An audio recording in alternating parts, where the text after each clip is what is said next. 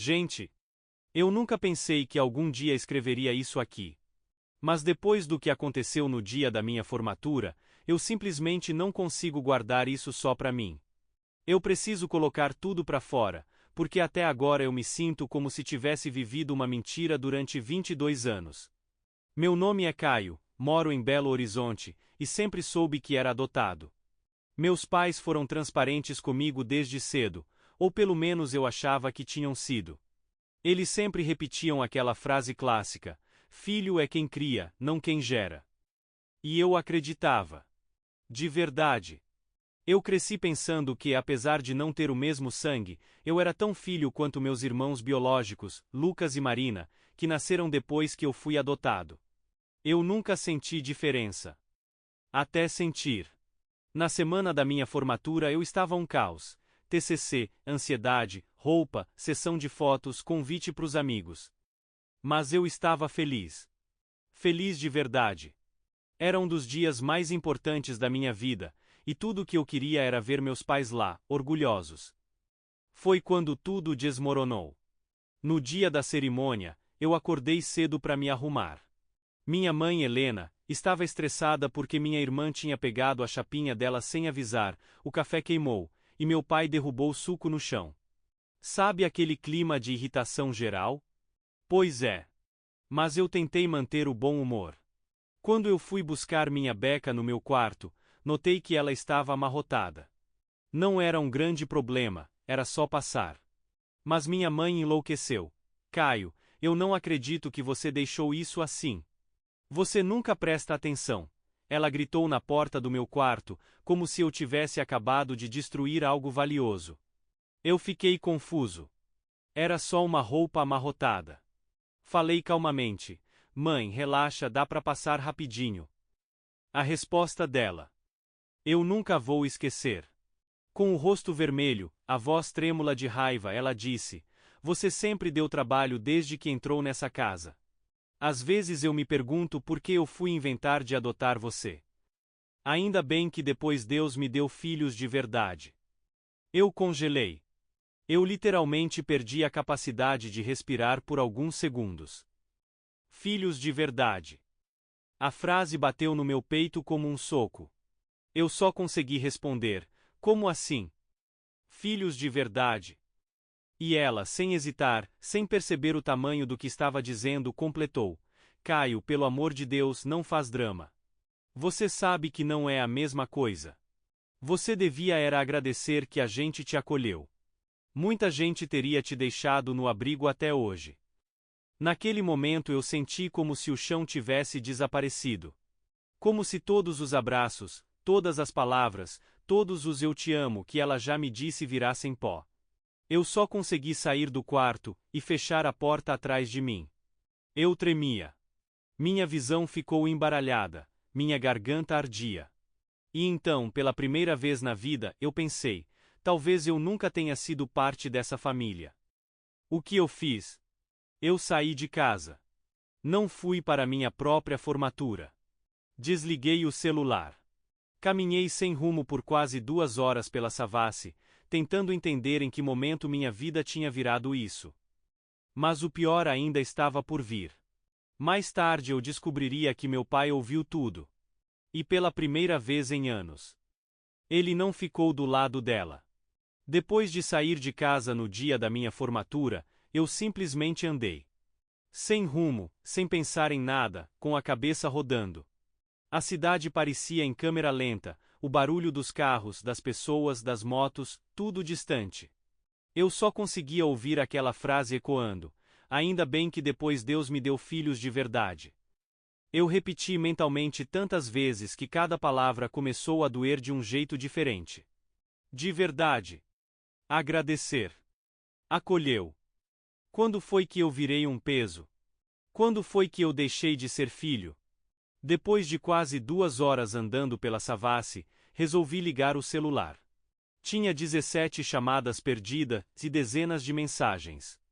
A maioria da minha mãe: onde você está?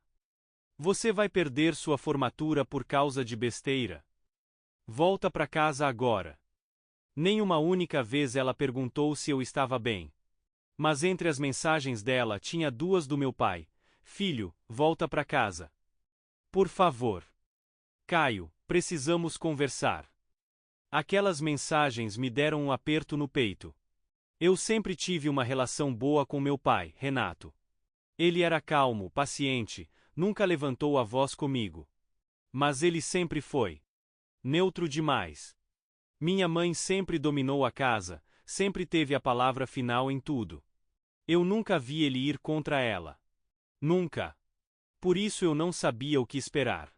Quando voltei para casa, o clima estava pesado. A porta da sala estava aberta, e eu consegui ouvir as vozes antes de entrar. Era meu pai. E ele estava gritando: Helena, como você fala uma coisa dessas? Como? Eu nunca ouvi meu pai gritar. Nunca. A voz dele estava completamente fora de controle, e isso me deu um arrepio imediato. Minha mãe respondeu irritada: Renato, pelo amor de Deus, não começa. Você sabe que eu só falei aquilo no calor do momento. No calor do momento? Você disse que nosso filho não é de verdade. Você tem noção da crueldade disso? Ele cresceu ouvindo você dizer que amava ele igual. Você destruiu o menino. Eu continuei parado na porta, escondido, ouvindo tudo. Eu tremia. Mas ao mesmo tempo, sentia algo que eu nunca tinha sentido antes: alguém estava me defendendo. De verdade. Por mim. Minha mãe suspirou bem alto, aquele suspiro arrogante que ela usava sempre que era contrariada. Renato, você está exagerando. O Caio é muito sensível. Ele sabe que eu não quis dizer desse jeito. Meu pai respondeu com tanta firmeza que eu quase não reconheci a voz dele. Você não quis dizer desse jeito porque você nem deveria ter dito. Silêncio. E então minha mãe soltou a frase que mudou tudo: Renato. Você sabe muito bem que não é a mesma coisa. Eu gerei o Lucas e a Marina. O Caio veio depois. Foi diferente, sim. Foi aí que meu pai perdeu completamente o controle. Você está admitindo? Depois de 22 anos, você está admitindo que nunca viu o Caio como filho. E ela, sem hesitar: eu fiz minha parte. Dei casa, comida, educação. Isso já é mais do que ele teria. Eu senti meu peito afundar. Eu já tinha escutado o suficiente. Empurrei a porta, entrei e os dois olharam para mim ao mesmo tempo. Meu pai estava com os olhos cheios de lágrimas. Minha mãe, com o mesmo olhar frio e irritado de antes. Ele correu até mim: Filho. Me desculpa. Me desculpa por não ter chegado antes. Eu ouvi tudo. Eu juro que ouvi tudo. Mas antes que eu pudesse dizer qualquer coisa, minha mãe cruzou os braços e soltou: Caio, você fez um escândalo desnecessário. Hoje era para ser um dia feliz para você, e você transformou tudo nisso. Eu ri. Eu simplesmente ri. Não de humor, mas daquele tipo de riso que vem quando a pessoa não aguenta mais. Eu transformei? Eu. Meu pai ficou ao meu lado e repetiu: Helena, chega. Mas ela continuou, como se não estivesse percebendo a destruição que causou: Você deveria ser mais grato, Caio. A gente te tirou de um abrigo. Você sabe quantas crianças ficam lá até completar 18 anos? Eu senti algo quebrar dentro de mim. Então é isso que eu sou para você? Um projeto de caridade? Perguntei. E ela disse: Eu nunca falei isso. Mas ela tinha falado. Isso, e muito mais. Eu olhei pro meu pai. E naquela hora, todas as certezas da minha vida estavam no chão. Pai. Eu não posso ficar aqui. Ele engoliu seco. Minha mãe respondeu antes dele: Se for para ficar fazendo drama, talvez seja melhor mesmo. Foi o suficiente. Eu subi pro meu quarto, peguei uma mochila com algumas roupas e minha carteira. Meu pai veio atrás de mim desesperado: Caio, espera, por favor. Me deixa ir com você. Me deixa tentar consertar isso. Mas eu não queria que ele escolhesse entre mim e ela. Porque, pela primeira vez na vida, parecia que ele realmente teria que escolher. Saí de casa. E ele ficou na porta, me olhando ir embora, como se estivesse vendo o próprio mundo desabar. E foi assim que eu passei a noite da minha formatura. Sozinho, num quarto de hotel barato no centro de Belo Horizonte, encarando o teto, me perguntando quem eu era. E perguntando se eu ainda tinha uma família. Passei a noite inteira naquele quarto de hotel, sem conseguir dormir. Cada vez que eu fechava os olhos, eu escutava de novo a frase da minha mãe, como um eco que não me deixava respirar. Ainda bem que depois Deus me deu filhos de verdade. Eu me perguntava se ela tinha pensado aquilo durante todos esses anos, nos meus aniversários, nas festas de Natal, nos abraços que ela dava nas fotos, nos meu filho que ela dizia na frente dos outros. O que era real? O que era só teatro? Eu estava tão perdido que nem percebi a hora passar. Quando o relógio marcava 6 horas da manhã, meu celular vibrou. Uma chamada do meu pai. Eu não atendi. Minutos depois, uma mensagem chegou: estou na recepção. Por favor, deixa eu subir. Meu coração disparou. No fundo, eu queria que ele viesse. Eu precisava de alguma coisa para me segurar, alguém que fosse de verdade para mim. Mas eu também tinha medo. Medo de ouvir mais verdades, mais coisas que podiam destruir tudo de vez. Depois de alguns minutos respirando fundo, eu respondi: pode subir. Ele bateu na porta do quarto 1 minuto depois. Quando eu abri, meu pai parecia acabado.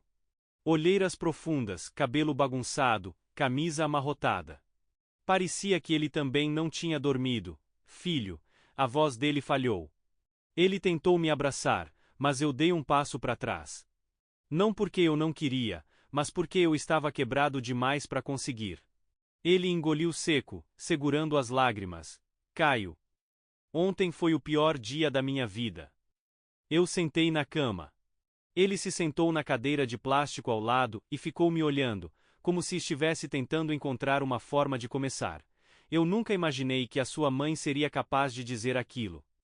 Eu respondi olhando pro chão: ela sempre pensou nisso. Só não falou. Ele ficou em silêncio, como se aquela frase tivesse acertado ele no peito. Depois de um tempo, ele tirou uma pasta da mochila. Era velha, meio amarelada nos cantos. Ele colocou na cama perto de mim. Caio. Tem algo que você precisa saber. Algo que eu devia ter te contado anos atrás. Eu congelei. Ele respirou fundo. A adoção não foi uma decisão dos dois. Foi minha. Eu levantei a cabeça na mesma hora. Como assim? Ele continuou: a sua mãe nunca quis adotar. Meu estômago virou. Ele falou com a voz baixa, como se estivesse confessando um crime. Foi uma briga enorme na época. Ela dizia que queria um filho dela. Que não queria criar o filho de outra pessoa. Mas eu simplesmente não consegui virar as costas para você. Eu senti o sangue sumir das minhas mãos. Ele continuou: eu te vi no abrigo. Você tinha só 2 anos. Você estava segurando um carrinho quebrado e, quando eu passei na porta, você veio correndo e agarrou na minha calça. Ele sorriu, mas era um sorriso triste. Eu senti alguma coisa ali. Eu não sei explicar. Eu sabia que você era meu filho. Eu sabia. Eu já estava chorando. Sem conseguir esconder. Ele abriu a pasta. Lá dentro tinha documentos, fotos, papéis antigos. Mas havia algo que me chamou a atenção. Uma carta dobrada, com a minha mãe reconhecidamente assinando no canto. Ele puxou e me entregou. Era uma carta de recusa de adoção. Ela tinha assinado formalmente dizendo que não concordava. Meu pai continuou: eu só consegui concluir a adoção porque ela acabou cedendo depois de alguns meses. Mas não porque queria. Foi resignação. Cansaço. Pressão minha. A carta tremia na minha mão. Eu olhei para ele. Então eu cresci numa casa onde a minha própria mãe não me queria. Ele começou a chorar, algo que eu raramente tinha visto. Filho, eu juro. Eu juro que eu não sabia que ela ainda tinha esses sentimentos. Eu achei que com o tempo ela tinha mudado. Que ela tinha te amado de verdade. Eu respirei fundo, tentando processar. Tudo fez sentido de repente. As pequenas diferenças. Os comentários disfarçados. Os olhares quando eu errava alguma coisa. Os elogios exagerados aos meus irmãos. A forma como ela sempre falava meus filhos, e depois me incluía como um apêndice. Eu perguntei com a voz quase inaudível, e ela? Ela alguma vez falou disso com você? Meu pai fechou os olhos, sim. 3 vezes. E eu ignorei. Eu fechei os olhos porque tinha medo de enfrentar a verdade. Foi como um soco. Eu senti raiva. Eu senti dor. Eu senti alívio por finalmente saber. E ao mesmo tempo queria nunca ter sabido. Meu pai então segurou minha mão com força, mas eu te juro por tudo que é mais sagrado. Você é meu filho. Meu filho de verdade. Eu nunca pensei diferente. Eu queria acreditar. Parte de mim acreditava. Parte de mim estava em cacos. Depois de alguns minutos em silêncio, ele disse: Filho, eu vou sair de casa. Hoje. Eu levantei os olhos, chocado. O quê? Ele limpou o rosto, decidido. Eu não posso ficar com uma mulher que disse aquilo pro nosso filho. Eu não posso continuar ao lado de alguém que destruiu você desse jeito. Eu fiquei sem palavras. Eu nunca imaginei que meu pai fosse capaz de enfrentar minha mãe. Muito menos que ele fosse capaz de sair de casa por minha causa. Mas ele estava sério. Convencido. E foi naquele momento que eu percebi: a minha família estava rachando. E eu era o motivo, ou a verdade que expôs a rachadura. Meu pai saiu do hotel decidido a voltar para casa, arrumar suas coisas e dizer para minha mãe que iria embora. Eu fiquei ali parado, sem saber se aquilo era certo ou errado. Na verdade, naquele momento tudo parecia errado. Eu só queria respirar, existir, sem sentir dor. Mas 1 hora depois, meu celular vibrou de novo. Era minha irmã Marina. Eu quase não atendi.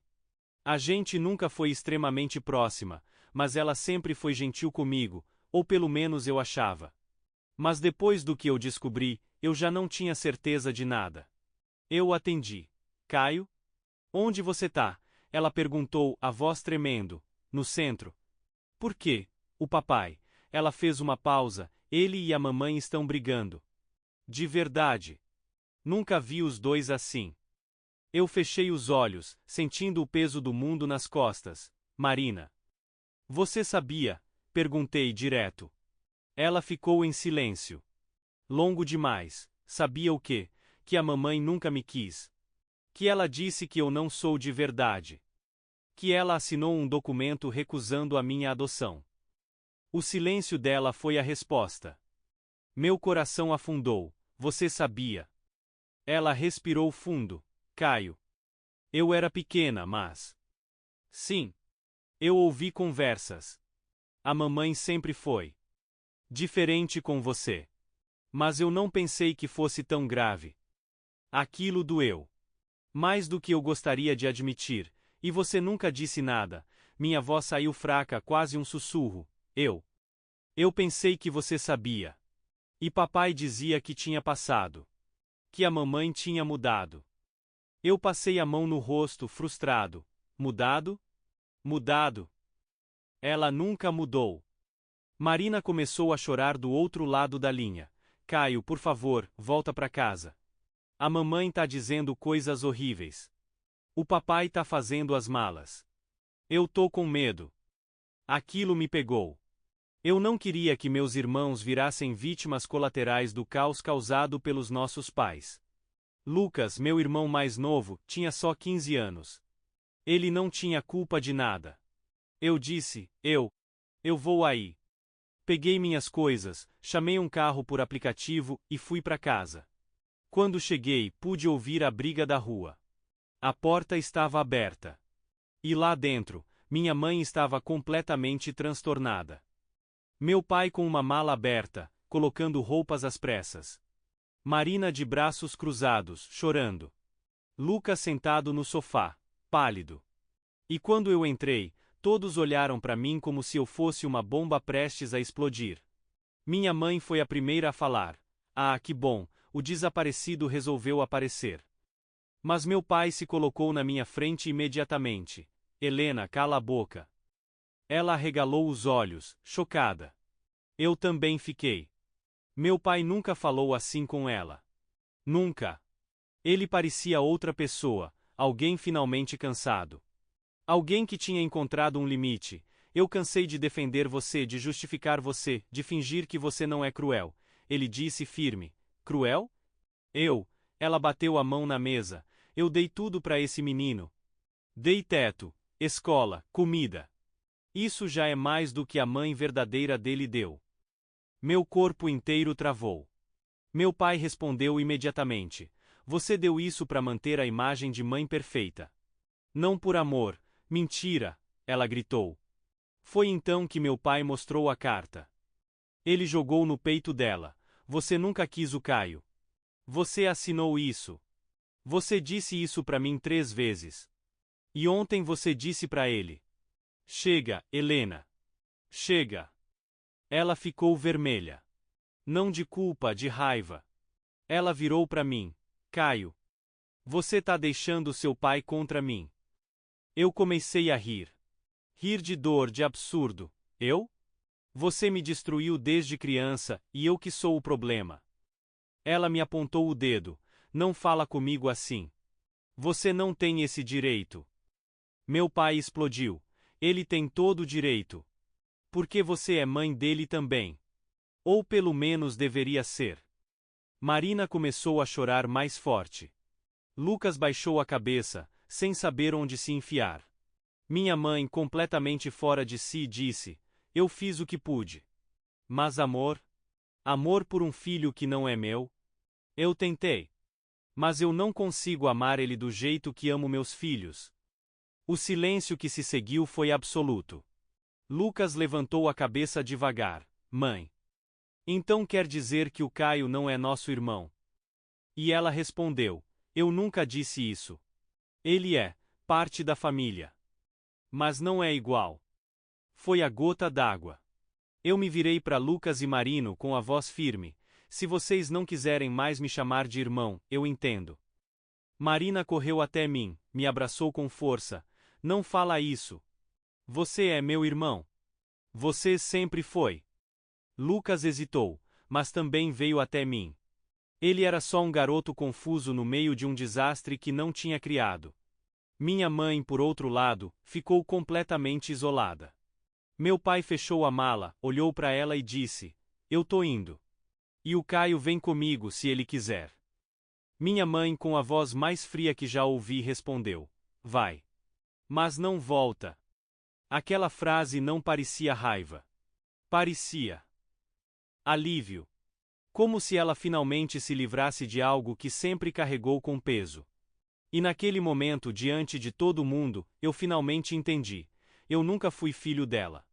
Nem por um segundo. E nunca seria. E ainda assim, doeu como se ela tivesse arrancado um pedaço de mim. Na manhã seguinte, meu pai voltou com calma para me buscar. Pegamos apenas algumas malas e saímos. Minha mãe não disse uma palavra. Ficamos na porta por alguns segundos, e eu senti um misto de alívio e tristeza. Não era fácil abandonar uma casa que eu conhecia desde os 2 anos de idade, mas também não havia mais nada me prendendo ali. Eu, Lucas e Marina fomos para o apartamento do meu pai. Ele havia alugado um lugar temporário no centro de Belo Horizonte. O clima era silencioso, pesado, mas diferente. Agora havia verdade. E, apesar da dor, eu percebi que a verdade me libertava. Nos dias seguintes, comecei a refletir sobre tudo o que aconteceu. Foi um choque descobrir que minha mãe nunca me enxergou como filho de verdade. Um golpe direto na minha identidade. Mas, ao mesmo tempo, aprendi algo importante: a família não é só sangue, nem obrigação. Família é respeito, cuidado e amor genuíno. Meu pai se tornou meu porto seguro de uma maneira que eu nunca tinha imaginado. Ele me apoiou de verdade, ouviu minha dor, me abraçou sem medo de chorar comigo. Pela primeira vez, senti que alguém me via de verdade. Lucas e Marina, meus irmãos biológicos, também mostraram que me amam. Eles não tiveram culpa do que minha mãe fez, e eles me incluíram em todos os momentos, me lembrando que laços verdadeiros são construídos no dia a dia, não apenas na gestação. Minha mãe? Bem, ela se isolou. Decidiu que não precisava de nós, ou melhor, de mim. E tudo bem. Eu aprendi a me separar do que me machuca. Descobri que não preciso de aprovação dela para existir, ou me sentir digno. A dor vai ficar sempre comigo, não vou mentir, mas a raiva e a tristeza diminuíram com o tempo. Descobri que a vida continua, mesmo depois de receber um tapa emocional tão grande. No final, eu percebi que algumas coisas precisam ser ditas em voz alta, mesmo que doa. E que ninguém deve aceitar ser tratado como menos. Às vezes, perder quem não nos valoriza é a forma mais importante de se encontrar.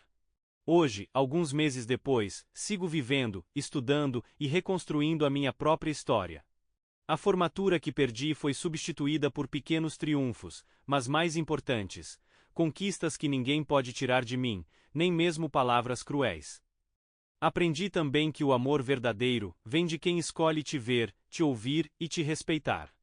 E, finalmente, aprendi a separar quem realmente faz parte da minha vida de quem apenas ocupava espaço sem acrescentar nada.